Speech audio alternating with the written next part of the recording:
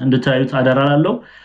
666 የሚለው ቁጥር በብዙ ሊቃውንት ብዙ አይነት ትንታኔ ይሰጥበታል። ኢትዮጵያውያን ሊቃውንት ምን ብለው ይመለከቱታል የሚለውን እናያለን።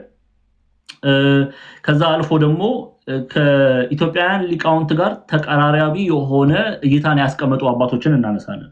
ኦኬ ለምሳሌ ያህል ቤተክርስቲያን ቅዱስ ወይም ሴንት ብላ የምትመለከታቸው አባቶች መካከል ሴንት ጆን ክላይማይከስ ወይም ቅዱስ ዮሐንስ ደሰዋሰው የሚባሉ አባት አሉ። ቅዱስ ዮሐንስ ደሰዋሰው በዚህ ጉዳይ ላይ ምን ብለው አስተማሩ የሚለውን ነጥብ እንመለከታለን። ከሳቸው ጋር ተያይዞ ደግሞ ሌሎች አባቶችም ያነሱት ነጥብ አለ።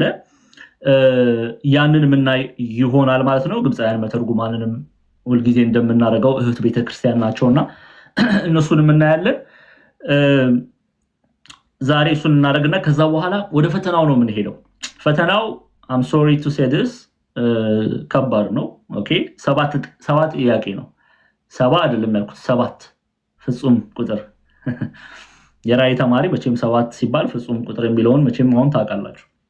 ስለዚህ ፈተናውን ሰጣችኋለሁ። ፈተናውን እንደጨረሳችሁ ግሬድ እናደርጋለን፣ ይታረማል ማለት ነው። ከዛ ኮመንት ላይ ስንት እንዳገኛችሁ ትገልጻላችሁ። በዚህ ሁኔታ ምዕራፍ 1 እስከ ምዕራፍ 13 ፈጸምን ማለት ነው፣ ጨረስን ማለት ነው። ስለዚህ ቀጥታ ከዛ በኋላ የት ነው የምንሄደው? ምዕራፍ 14 ነው የምንሄደው። ራዕየ ዮሐንስ ምዕራፍ 14 ከዛ በኋላ እስከ ፍጻሜው እስከ 22 ድረስ ያለውን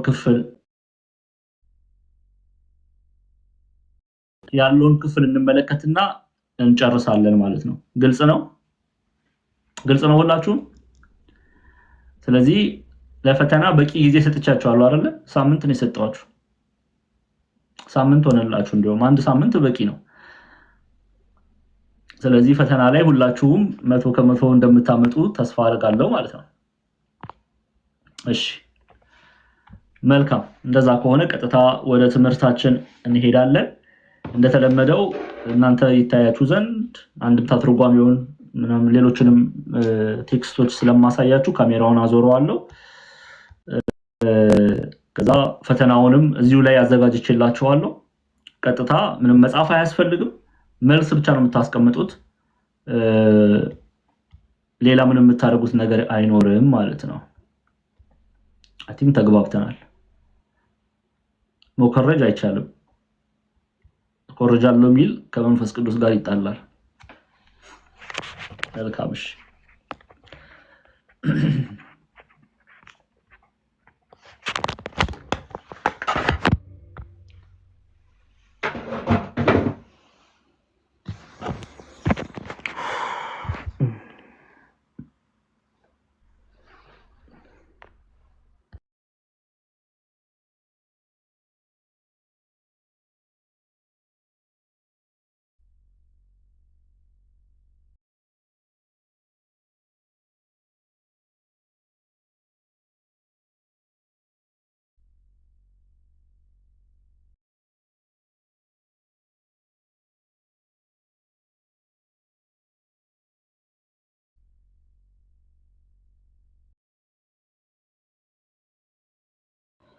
በትልቁ ለሆን እኮ ነው።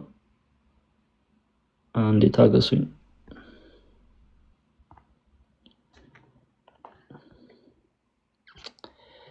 ሰላም ለኪ ያለ ሰላም ለኪ ያለ አርናው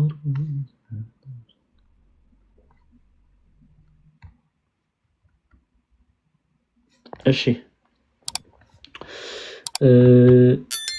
ኦኬ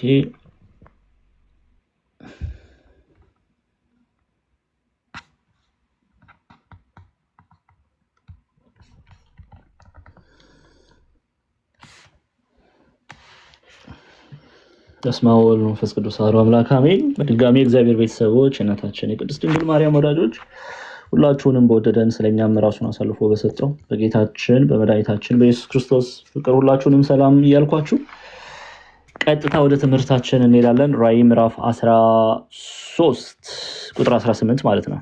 እዛ ላይ ነው የቀረነው። ከቁጥር 17 ጀምሮ እያንዳንዷን ቨርስ ባይ ቨርስ የቤተክርስቲያን ትምህርት ምን ይመስላል የሚለውን ተመራችኋል። የተማራችሁ ማትረፋችሁን እናንተ ታውቃላችሁ። ዛሬ ምዕራፍ 18ን እንመለከትና ፍጻሜውን እናያለን። የ666 ቁጥር ማብራሪያውን እንመለከታለን። ከዛ በኋላ ፈተና ይኖራችኋል ማለት ነው። ዛሬ በምን ምክንያት እንደሆነ አላቅም። ተማሪ የለም፣ ግን ያው ሪኮርድ አድርጉት። ምክንያቱም ነገ ከነገ ወዲያ ያመለጣቸው ተማሪዎች ተመልሰው ትምህርቱን መማር ያስፈልጋልና ያደምጡት ዘንድ እናንተ ሪኮርድ እንድታደርጉ አደራ ላለው ማለት ነው። እሺ፣ አእምሮ ያለው የአውሬውን ቁጥር ይቁጠረው። አእምሮ ያለው የአውሬውን ቁጥር ይቁጠረው። ቁጥሩ የሰው ቁጥር ነውና ቁጥሩም 666 ነው ይላል። ከዛ በፊት በመጽሐፍ ቅዱስ ላይ በመጽሐፍ ቅዱስ ላይ አንቲክራይስት ወይም የክርስቶስ ተቃዋሚ የሚለው በምን ይታያል የሚለውን ሐሳብ አንዳንድ ክፍሎችን ማየት ያስፈልጋል። እንመለሳለን ወደዚህ። ለምሳሌ ሐዋርያው ቅዱስ ዮሐንስ በጻፋቸው መልእክታቶች ውስጥ 3 መልእክታት ጽፏል። አንድ ደግሞ ወንጌል፣ ዮሐንስ ወንጌል፣ ከዛ ደግሞ የትንቢትና የራእይ መጽሐፍ የሆነው እናንተ የተማራችሁት ያላችሁት የዮሐንስ ራእይን ጽፏልና ስለ አንቲክራይስት ወይም ስለ ሐሳዊው መሲህ ቅዱስ ዮሐንስ በተለይ በአንደኛ ዮሐንስ መልእክት ላይ ኤፌሶን ለሚገኙ ክርስቲያኖች ዳይሬክት የሆነው ቀጥተኛው ፍቺ ኤፌሶን ላሉ ክርስቲያኖች የሚነገር ነው። ኤፌሶን ላሉ ክርስቲያኖች ሲገልጽ እንዲህ ይላል። ምዕራፍ 2 ላይ ስትመጡ ከቁጥር 18 ላይ ልጆች ሆይ መጨረሻው ሰዓት ነው፣ የክርስቶስም ተቃዋሚ ይመጣ ዘንድ እንደሰማችሁ አሁን እንኳን ብዙዎች የክርስቶስ ተቃዋሚዎች ተነስተዋል። ስለዚህም መጨረሻ ሰዓት እንደሆነ እናውቃለን ይላል ቅዱስ ዮሐንስ።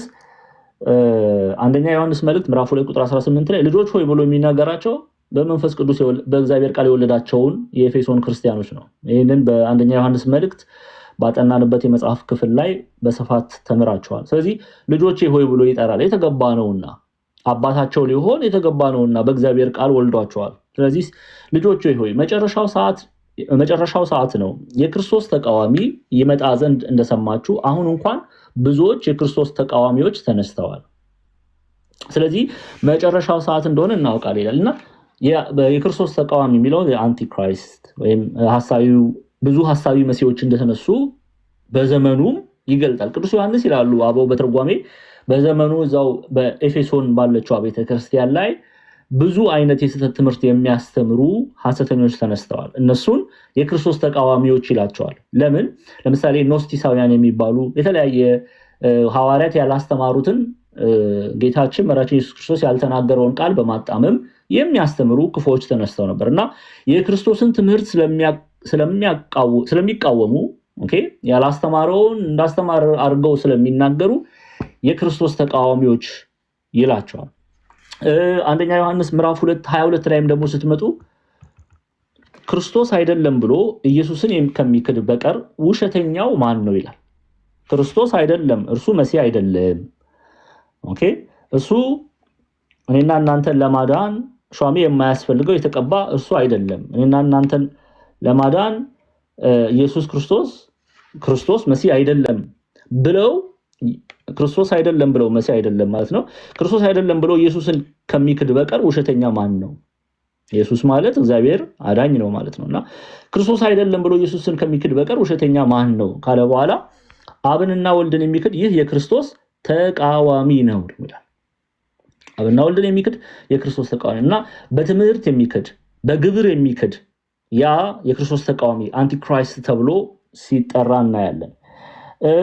በአንደኛ ዮሐንስ መልእክቱ ምዕራፍ 4 ላይም ቅዱስ ዮሐንስ ቁጥር 3 ላይ ኢየሱስ ክርስቶስም በስጋ እንደመጣ የማይታመን መንፈስ ሁሉ ከእግዚአብሔር አይደለም ይላል። ኢየሱስ ክርስቶስ በስጋ እንደመጣ የማይታመን መንፈስ ሁሉ ከእግዚአብሔር አይደለም። ምክንያቱም በዘመኑ ብዙ አይነት ትምህርቶች አሉ። ክርስቶስ ኢየሱስ ወይም ይዞት የመጣው ሰማያዊ ስጋ እንጂ የማርያምን ስጋ አልነሳም የሚሉ ሐሰተኞች ነበሩ። መንፈስ ነው የሚሉ አሉ። እስከዛ በዚህ ዘመንም እንደዚህ አይነት የስህተት ትምህርት የሚያስተምሩ አሉ። ጌታችን መራችን ኢየሱስ ክርስቶስ ግን የሆነ በምታታዊ የሆነ ስጋን አይደለም ይዞ የመጣው፣ ወይም ደግሞ ከሰማይ የተለየ ስጋ አይደለም ይዞ የመጣው። የእናታችን የቅድስት ድንግል ማርያምን ስጋ ነው የነሳው። የቤተክርስቲያን ትምህርት ይሄ ነው። የሐዋርያት ትምህርት ይሄ ነው። ቅዱስ ጳውሎስ በገላትያ መልእክቱ ምዕራፍ 4 ቁጥር 4 ላይ ከሴት የተወለደ ይለዋል። ከማን ነው የተወለደው? ከእናታችን ከቅድስት ድንግል ማርያም ነው የተወለደው። ቅዱስ ዮሐንስ ራሱ በዮሐንስ ወንጌል ላይ ላሳያችሁ። ዮሐንስ ወንጌል ምዕራፍ 1 ቁጥር 14 ላይ ምን እንደሚል ስሙ። ይሄን ክፍል ሲያብራራ ቃልም ይላል ስጋ ሆነ ነው የሚለው። አያችሁ አይደለ? ምን ሆነ? ስጋ ሆነ፣ ጸጋንና እውነትንም ተመልቶ በእኛ አደረ። አንድ ልጅም ከአባቱ ዘንድ እንዳለው ክብር የሆነውን ክብሩን አየን ብሎ ያስቀምጣል። ስለዚህ አንደኛ ዮሐንስ ምዕራፍ 4 ላይ ቅዱስ ዮሐንስ አንደኛ ዮሐንስ ምዕራፍ 4 ቁጥር 3 ላይ ኢየሱስ ክርስቶስን በስጋ እንደመጣ የማይታመን መንፈስ ሁሉ ከእግዚአብሔር አይደለም፣ ይህም የክርስቶስ ምንድነው አለ? ተቃዋሚ መንፈስ ነው። ይህም እንዲመጣ ሰምታችኋል፣ አሁንም እንኳን በዓለም አለ ይላል። ስለዚህ ሐሰተኞችን የስህተት ትምህርት የሚያስተምሩትን ክርስቶስ ኢየሱስን ገንዘብ ያላደረጉ በቅድስና ማይመላለሱ ሁሉ አንቲክራይስት የተባሉ ይጠራሉ። በነገራችን ላይ የሆነ አሁን ይሄንን ተማሪዎች ናቸው እናንተ የምትማሩት አስተሳሰባችሁን ለመቀየር ነው፣ ለማደግ ነው። አንድ ወደ ተሻለ አንድ እርምጃ፣ ዝም ብሎ መጮህ አይደለም። የቤተክርስቲያን ጠንቅቆ ማወቅ ያስፈልጋል።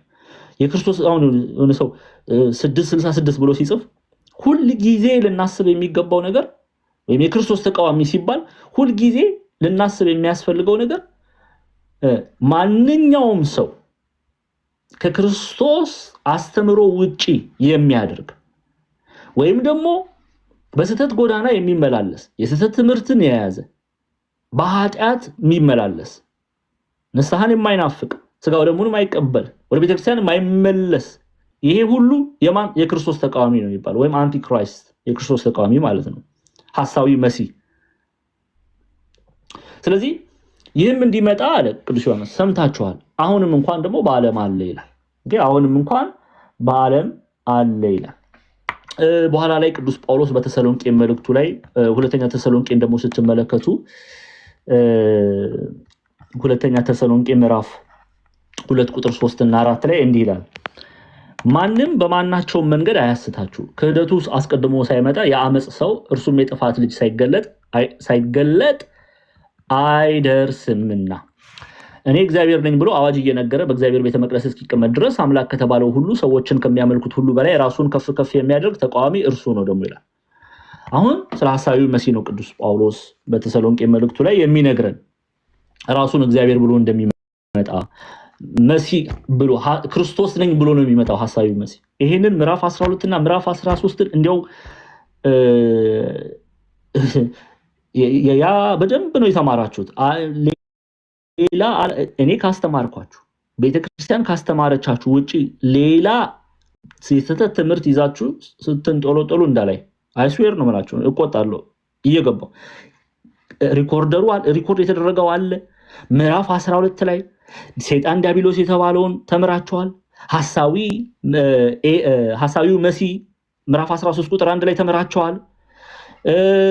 እሱም ብቻ አይደለም ደግሞ ጎበዞች እዛው 13 ላይ ምዕራፍ 13 ላይ ሐሳዊው ነብይ ማን ነው ተምራችኋል። ሐሳዊ ኤልያስ ለምን አሉት አንድምታ ትርጓሜው ላይ ለምን አበው እንደዛ ብለው አስተማሩ ተምራችኋል። እንዲያው እንዳልተማረ ሰው ያልሆነ ነገር ስትናገሩ ብሰማ በውስጥ እንነጋገራለን። እየሰማችሁ ነው፣ አደራችሁ። ከዚህ ውጪ ሌላ ነገር ውስጥ እንዳትገቡ። ኤኒዌይስ ራሱን ምን ብሎ ነው የሚመጣው? ኃጢአተ አዳምን ገንዘብ አድርጎ ነው የሚመጣው ሐሰተኛው። ምን አድርጎ? ኃጢአተ አዳም ምንድነው? አምላክነትን መናፈቅ። ለዚህ ነው ቅዱስ ጳውሎስ እኔ እግዚአብሔር ነኝ ብሎ አያችሁ አይደለ አዋጅ እየነገረ በእግዚአብሔር ቤተ መቅደስ እስኪቀመጥ ድረስ አምላክ ከተባለ ሁሉ ሰዎችም ከሚያመልኩት ሁሉ በላይ ራሱን ከፍ ከፍ የሚያደርግ ተቃዋሚ እርሱ ነው ይላል። ራሱን ከፍ ያደርጋል፣ እሱ እግዚአብሔር እንደሆነ ይናገራል። እነዚህ ነጥቦች ሐሳዊው መሲህን በተመለከተ ተምራቸዋል። ኤኒዌይስ አሁን ቀጥታ ምን ሄደው ምንድነው የምናደርገው 666 የተባለው ምንድነው የሚለውን ሐሳብ እናያለን። ኦኬ 666 የተባለ ምንድነው? በዘመኑ ብዙ አይነት ትንታኔ ሰዎች ሰጥተዋል። ይሄን ቁጥር ለኔሮ ሲሰጡ እንመለከታለን። እንመለስ ምዕራፍ 13 ላይ ይሄ 666 ሚሊዮን ሰዎች በተለያዩ ጊዜ ለኔሮ ሲሰጡ እናያለን። አስከፊ ክርስቲያኖች ላይ እጅ የሚጭነው አስከፊው ሮማዊው ንጉስ ለሱ ሲሰጡ እናያለን። ምክንያቱም በጣም ጨካኝ የሆነ ብዙ ክርስቲያኖችን የገደለ ነው ኔሮ። ጳውሎስ ወጴጥሮስን ሰማዕትነት እንዲቀበሉ ከዛም አልፎ ታሲተስ የሚባል ሮማዊ ጀነራል አለ። አንዴ በዚህ አጋጣሚ ኔሮን ልክፈተውና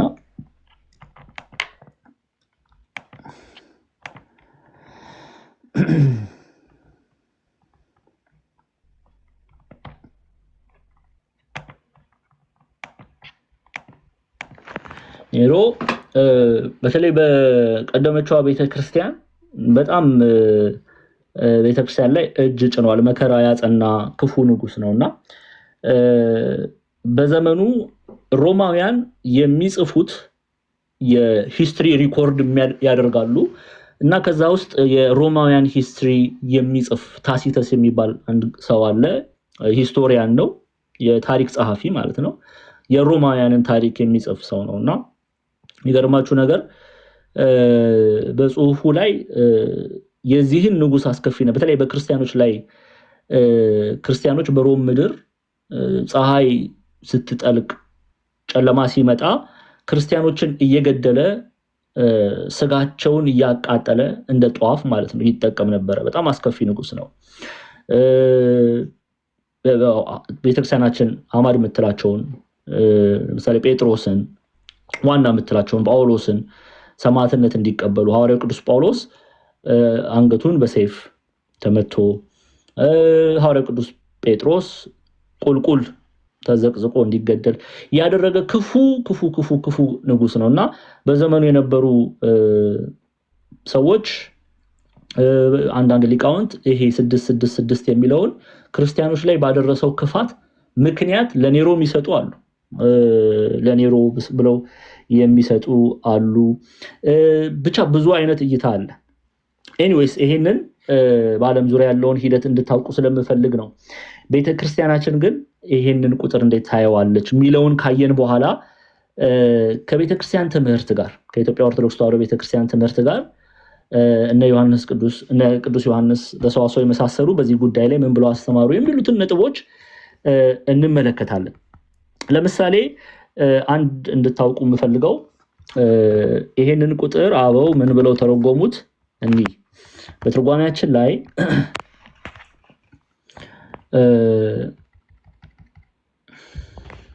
አንዴ ዘመርሚያዎስ ብለው ከጻፉ ሰዎች በቀር የጻፉ ሰዎች ናቸው እንጂ ከነሱ በቀር ብልህ አዋቂ የሆነ ዕውቀት ያለው የሐሳዌ መሲህን መጠኑን ያውቃል ይላሉ። እና አሁን ይሄንን ይናገሩና አበው ይላሉ በትርጓሜ ላይ በሰው ልክ መጠን 3 ክንድ ከስንዝር ቁመት ያለው እንደሆነ 666 አስራው ያሉት የዕለተ ዓርብ ፍጥረት እንደሆነ ያውቃል ይላል። ምን በዕለተ ዓርብ እስቲ ማን ጎበዝ ነው? በዕለተ ዓርብ ምንድነው የተፈጠረው?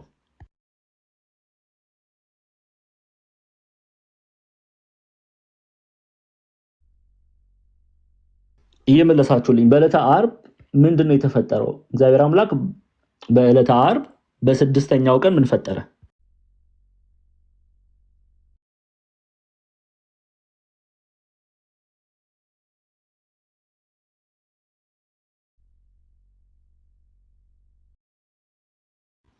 እሺ ጎበዞች ሰው ምን እያሉን ነው?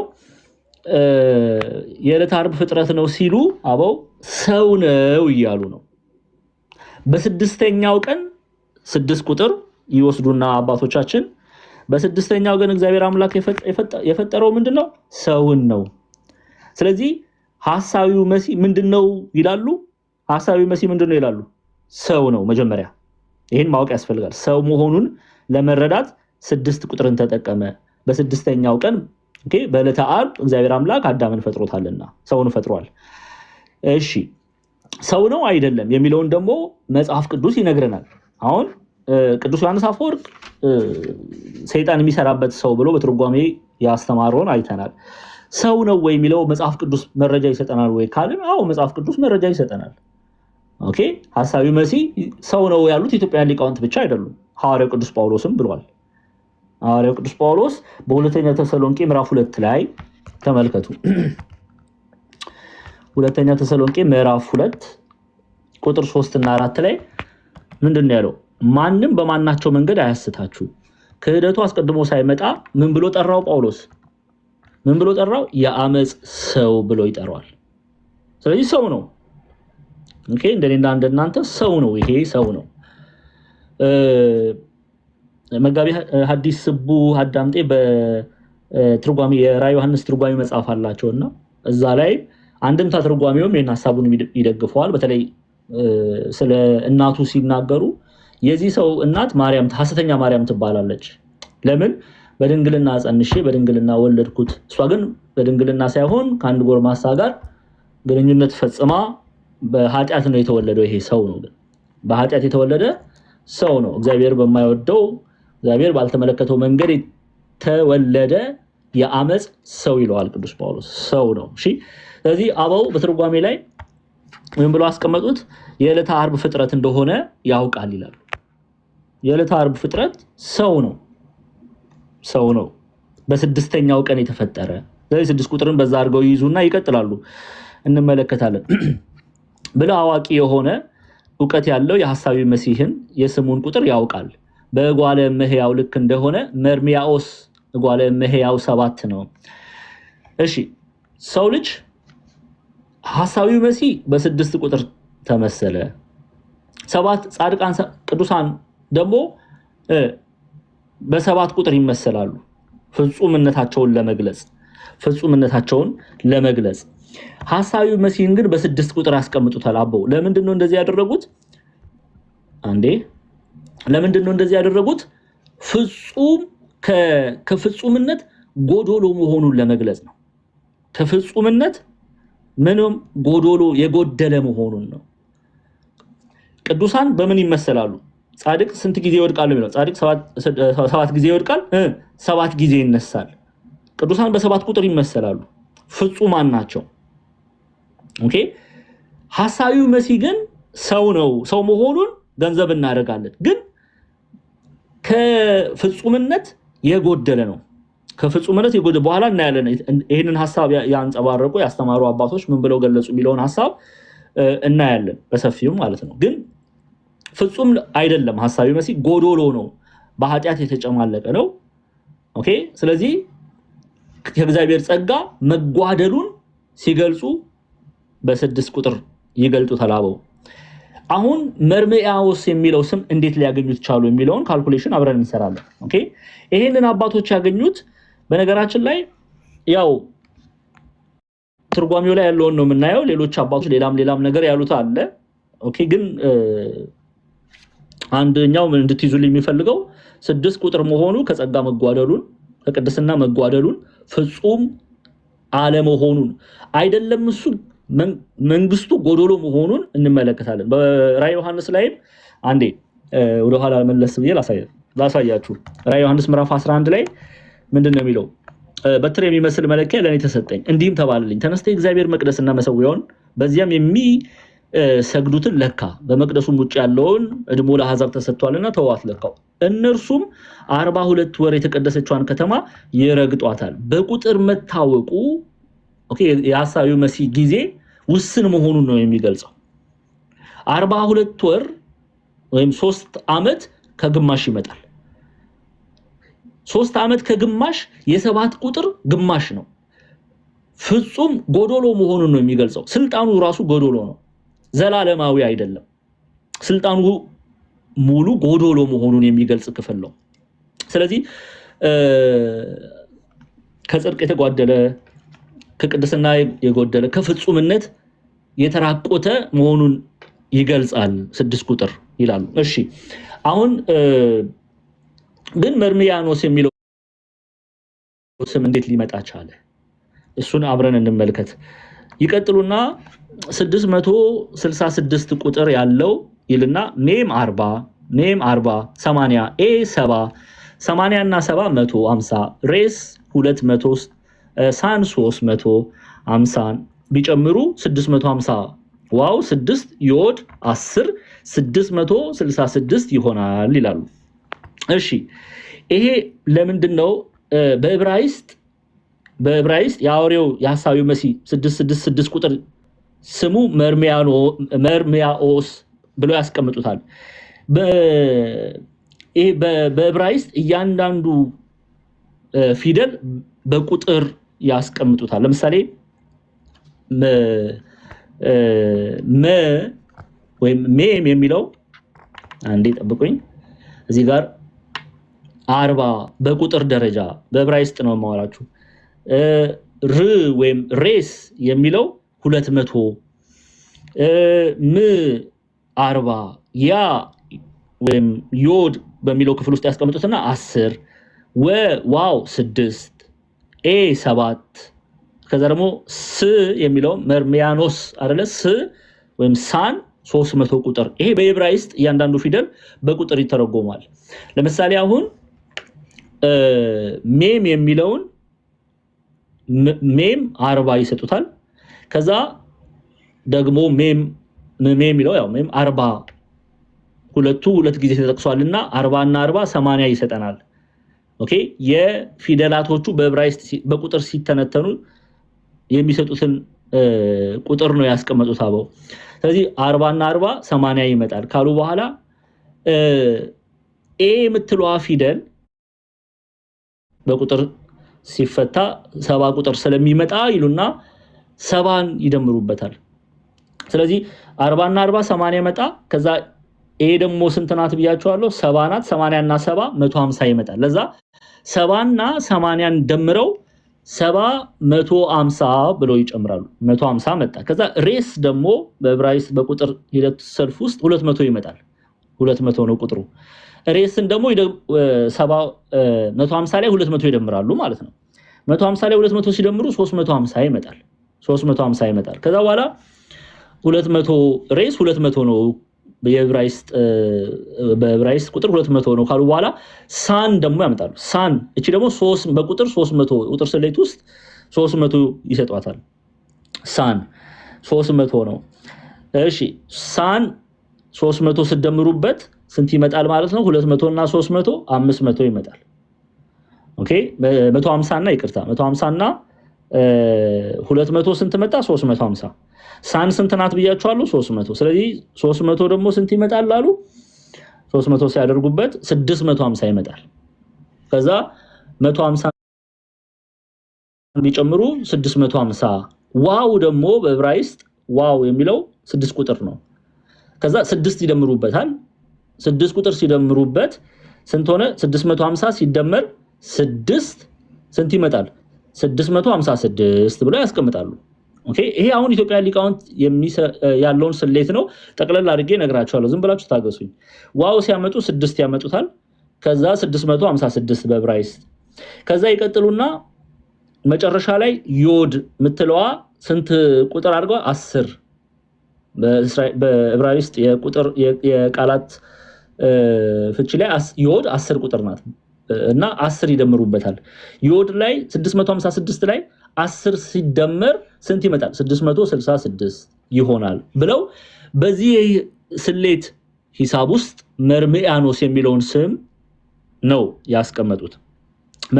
መርሚያኖስ ግን ምን ብለው አስቀምጠዋል? አንደኛ 6 መሆኑ ሰው መሆኑን ያመለክታል። ወደ ኋላ እንመለስ። 666 አስራው ያሉት የዕለተ ዓርብ ፍጥረት እንደሆነ ያውቃል። በስድስተኛው ቀን የተፈጠረው ሰው ነው። ስለዚህ አውሬው በአውሬ የተገለጸው አውሬ እንደሆነ አትገምቱ ሲባል የሆነ ቀንድ ያለው በዚህ መልኩ በቃ በዚህ መልኩ አድርጋችሁ አትመልከቱት። ምክንያቱም አውሬ የሚለው ግብሩን ነው። እርሱ ግን በስድስተኛው ቀን የተፈጠረን ሰው ነው ፍጥረቱ ከሰው ዘንድ ነው። ከዛ እንመለስ። ብልህ አዋቂ የሆነ ዕውቀት ያለው የሐሳዊ መሲህ የስሙን ቁጥር ያውቃል። በጓለ እመሕያው ልክ እንደሆነ መርምያኖስ ጓለ እመሕያው 7 ነው ብለው ያስቀምጡታል። ከጸጋ የተጓደለ መሆኑን ደግሞ ይናገራሉ። ቅዱሳን በ7 ቁጥር ይመሰላሉ። ሐሳዊው መሲህ 666 የሚለው ቁጥሩ 7 ያለ መሆኑ ምክንያት ከጸጋ የተጓደለ መሆኑን ለመግለጽ ነው። 7 ፍጹም ነው። 8 ክርስቶስ ደግሞ ከቅዱሳን በላይ መሆኑን ሲጠቅሱ በ8 ያስቀምጡታል አበው እናያለን። በኋላ ላይ 7 በቅዱሳን ይመሰላሉ። 6 ደግሞ ሐሳዊው መሲህ 666 የክፉ መገለጫ ከጸጋ የተጓደለ ከእግዚአብሔር ክብር የተጓደለ ከፍጹምነት የተጓደለ እንደሆነ አበው ያስተምራሉ። እሺ እዚህ ጋር ያይዤ አንድ ነገር ልንገራችሁ። ወደ 8 ቁጥር እንመጣለን። ስለዚህ አሁን እንድትጽፉልኝ የምፈልገው በአብዛኞቹ የቤተክርስቲያን አባቶች ዘንድ ተቀባይነት ያለው ምንድነው? 6 ተብሎ የተገለጠው አንደኛ ሰው እንደሆነ የሚገልጽ ነው። ኦኬ ሰው መሆኑን ስም እንዳለው ለመግለጽ የተገባ ቃል ነው። ሲቀጥል ከጸጋ የተጓደለ ከጸጋ የተራቆተ ከፍጹምነት የራቀ ጎዶሎ መሆኑን ለመግለጽ የተነገረ ክፍል ነው። ኦኬ እሺ ሁለተኛ ለምሳሌ 7 ቁጥር ፍጹም መሆኑን የፍጹምነት ምሳሌ ተደርጎ ይነገራል። ለምሳሌ ፍጥረት የተፈጠረበት ቀን በስንት ነው? እግዚአብሔር የጨረሰ በ7 አይደለ? ፍጥረታት የተፈጠረበት 7 ቀናት አሉ። ሌላው ደግሞ 1-2 መጽሐፍ ቅዱስ ክፍል ላንሳላችሁ። ንዕማንን እንመልከት። ለምሳሌ ሁለተኛ ነገሥት ላይ እንመለስ። ሁለተኛ ነገሥት 5 መጽሐፈ ነገሥት ካልዕ ምዕራፍ 5 ላይ እንሂድ። ከቁጥር 10 እስከ 14 ተመልከቱ። ኤልሳም ሂድ በዮርዳኖስ 7 ጊዜ ታጠብ ስጋህም ይፈወሳል አንተም ንጹህ ትሆናለህ ብሎ ወደ እርሱ መልእክተኛ ላከ። ንዕማን ግን ተቆጥቶ ሄደ፣ እንዲህም አለ እነሆ ወደ እኔ የሚመጣ ቆሞም የአምላኩን የእግዚአብሔር ስም የሚጠራ የለምጹንም ስፍራ በእጁ ዳሶ የሚፈውሰኝ መስሎኝ ነበረ። የደማስቆ ወንዞች አዋናና ፋርፋ ከእስራኤል ወኖች ሁሉ አይሻሉምን? በእርሱስ ውስጥ መታጠብ መንጻት አይቻለኝምን ኖሯልን? ዘወርም ብሎ ተቆጥቶ ሄደ። ባሪያዎቹ ቀርበው አባት ሆይ ነብዩ ታላቅ ነገርስ እንኳን ቢነግርህ ኖሮ ባደረከው ነበር፣ ይልቁንስ ታጠብና ንጹህ ሁን ቢልህ እንዴት ነዋ ብለህ ተናገሩት። እሺ ከዛ በኋላ ወረደም ይላል ቁጥር 14 ላይ ተመልከቱ። ወረደም የእግዚአብሔርም ሰው እንደተናገረ በዮርዳኖስ ስንት ጊዜ? 7 ጊዜ ብቅ ጥልቅ አለ ይላል። ከዛስ በኋላ ስጋው እንደገና እንደ ትንሽ ብላቴና ስጋ ሆኖ ተመለሰ፣ ንጹህም ሆነ፣ ፍጹም የሆነን ፈውስ ተደረገለት። ኦኬ የቆዳ በሽታ የለምጽ በሽታ መጥቶት ነበረ። ከዛ በኋላ 7 ጊዜ ሄዶ ተፋቸው። አትደውሉ፣ ትምህርት ላይ ነን፣ አትደውሉ።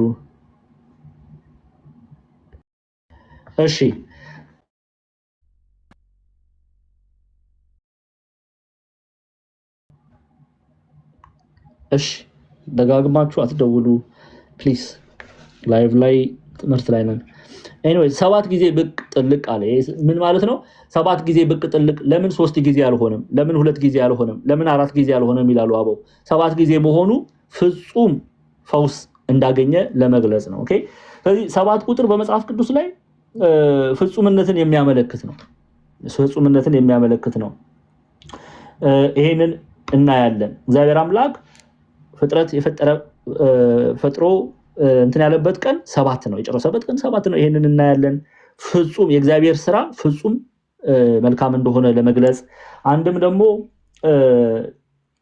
7 ጊዜ ለምሳሌ አሁን እንዳነሳ ነው ንዕማንን ማንሳት ይቻላል። ፈውሱ ፍጹም እንደሆነ ለመግለጽ የገባ ክፍል ነው። እነዚህን አባቶች ያነሱና 7 ቁጥር ፍጹም ቁጥር ነው።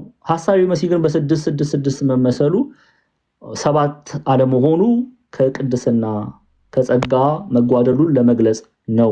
ጎዶሎ መሆኑን ስልጣኑ ጎዶሎ መሆኑን ለመግለጽ ነውና ይሄንን በዚህ መልኩ ያስቀምጡታል። ሁለት አባቶች ላንሳ። ለምሳሌ ሄሬኔዎስን አነሳለሁ፣ ዮሐንስ ዘሰዋሰው አነሳለሁ። ቅዱስ ዮሐንስ ዘሰዋሰው በዚህ ጉዳይ ላይ ምን ብሎ አስተማረ የሚለውን እንመለከታለን። ቅዱስ ዮሐንስ ዘሰዋሰው ወይም ደግሞ መሰላል ሲባል ሰምታችሁ ከሆነ እኚህን አባት ነው መሰላል የሚሉት አበው መሰላል ብለው የሚጠሯቸው። በቤተክርስቲያናችን በተለምዶ ቅዱስ ዮሐንስ ዘሰዋሰው መሰላል ተብለው ነው የሚጠሩት። መሰላል በትምህርታቸው ሰዎች ከገቡበት የኃጢአት ጉድጓድ እግዚአብሔር አምላክ እሳቸውን ተጠቅሞ ያወጣልና ሰዎች በትምህርታቸው ይጽናናሉና። ኤኒዌይስ እሳቸው በዚህ ቁጥር ላይ ምን አይነት አስተያየት ሰጡ የሚለውን እናያለን። ለምሳሌ 8 ቁጥር ይላሉ። 8 ቁጥር ዘላለማዊ ሕይወትን ያመለክታል ይላሉ። 8 ቁጥር ዘላለማዊ ሕይወትን ያመለክታል። 7 ቁጥር ጊዜያዊ ሕይወትን የሚያመለክትና የቀጣዩ ሳምንት አዲስ ቀን የሚጀምረው ከ8 ነው ይላሉ። ከዛ ይቀጥሉና በመሆኑም እግዚአብሔር በብሉይ ኪዳን ግዝረትን በ8ኛው ቀን እንዲፈጸም እንዳዘዘ እንዲሁም የጌታ ትንሣኤ እሁድ ማለዳ ወይም በ8ኛው ቀን አሊያም በአዲስ ሳምንት መጀመሪያ ቀን መፈጸሙ 8 ቁጥር ጌታችንን ማመልከቱን ያስረግጣል ብለው ያስቀምጣሉ። ከዚሁ ጋር አያይዘው 6 ቁጥር ከ7 የሚያንስ በመሆኑ አውሬው ጊዜያዊ እንደሆነ የሚያመለክት ብቻ ሳይሆን ሙሉ በሙሉ ፍጹምነት የጎደለው መሆንን ያሳያል። ለምሳሌ እስቲ እንመልከት። ዘፍጥረት መጽሐፍ ላይ እንሂድ። ዘፍጥረት ምዕራፍ 17 ጀምሮ ያለውን ክፍል እንመልከት። አንዴ ምን እያሉን ነው ቅዱስ ዮሐንስ ዘሰዋሰው? ዘፍጥረት 17 ይሄው ዘፍጥረት 17 ቁጥር 12 ላይ እንውልኝ። እሺ አሁን ይሄንን ክፍል አንስተው ነው እሳቸው የተናገሩ ያሉት፣ እያስተማሩ ያሉት ይሄንን ክፍል አንስተው ነው። የ8 ቀን ልጅ ይገረዝ ይላል። ያው በሐዲስ ኪዳን ግዝረት በጥምቀት ተተክቷል። መቼም ይሄንን ብዙዎቻችሁ ታውቃላችሁ። ኤኒዌይስ እግዚአብሔር አምላክ ከማን ጋር የገባው ቃል ኪዳን ነው? ከአብርሃም ጋር የገባውን ቃል ኪዳን ተመልከቱ። የ8 ቀን ልጅ ይገረዝ፣ በቤት የተወለደ ወይም ከዘራችሁ ያይደለ በብርም ከእንግዳ ሰው የተገዛ ወንድ ሁሉ በትውልዳችሁ ይገረዝ። በቤት የተወለደ በብርህም የተገዛ ፈጽሞ ይገረዝ።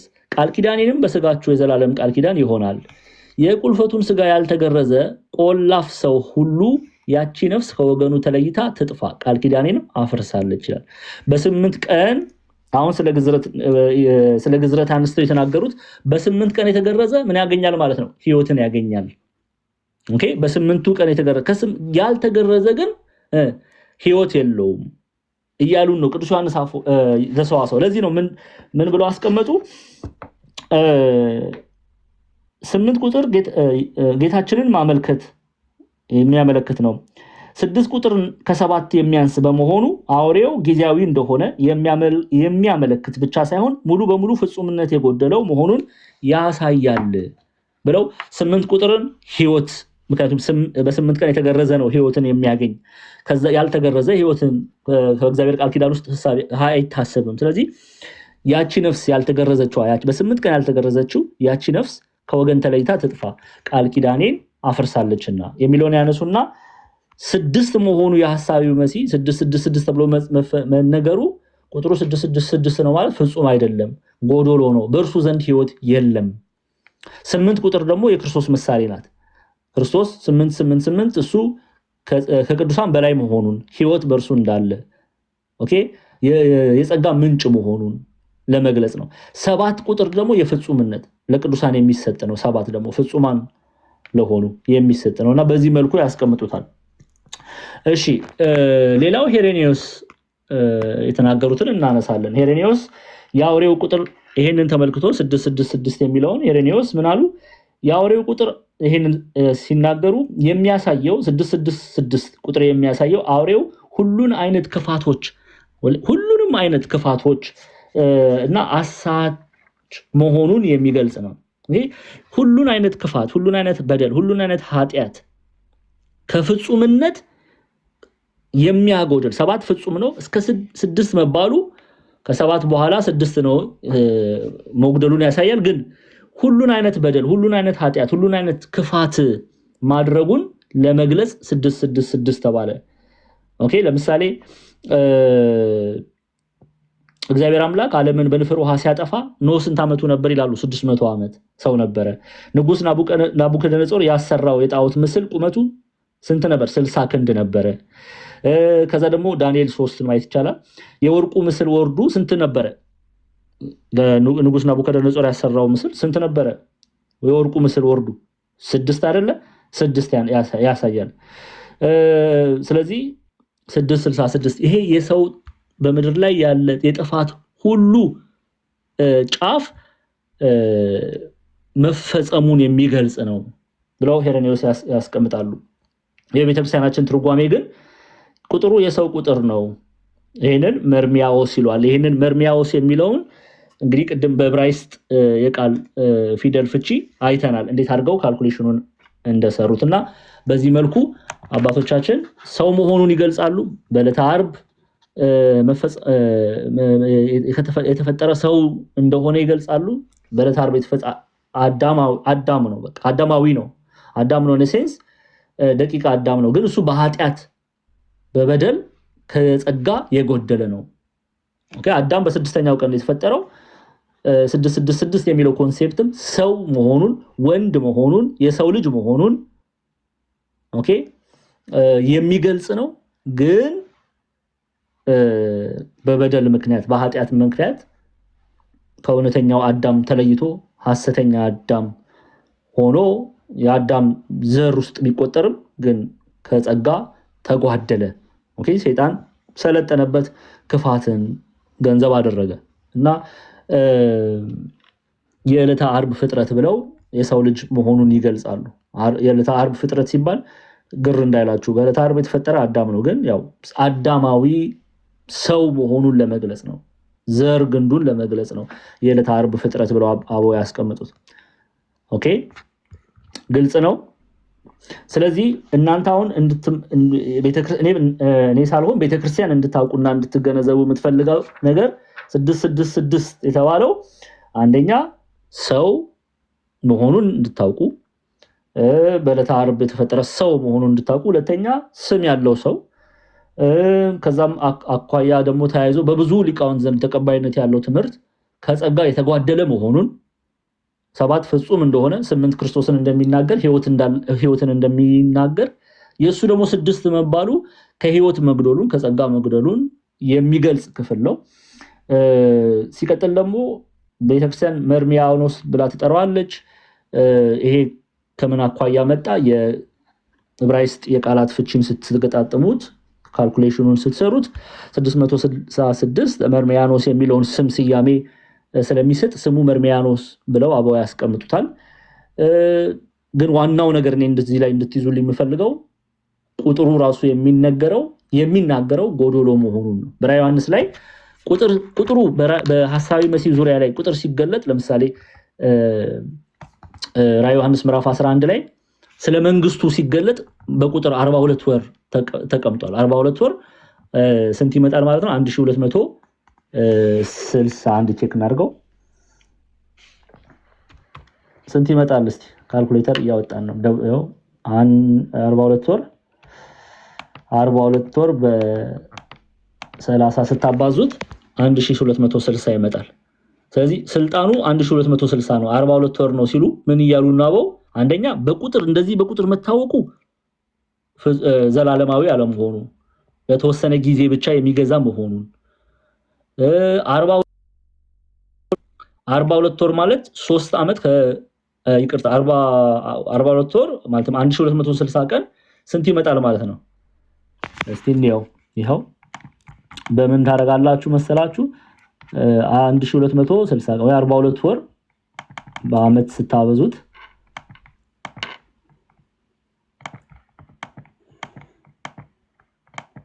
እዚህ መጽሐፍ ክፍል ላይ ላውጣው።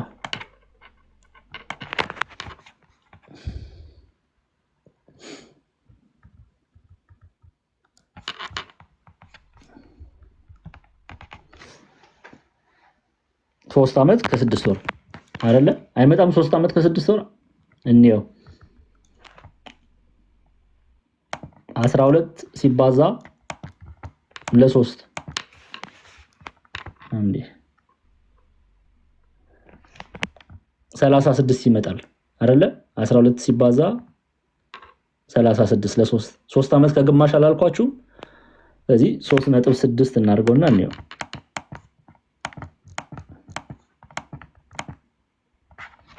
3.6 3.5 ማለት ነው አያችሁ አይደለ 3 ዓመት ከ3.5 3 ዓመት ከግማሽ እንደሚገዛ ይገልጣል 7 አለ በሆኑ 7 ፍጹም ነው የ7 ግማሽ ነው ደግሞ ይሄው 7 አሁን ለምሳሌ 7ን እንዴ 7 በ2 ብናካፍለው ስንት ይሰጠናል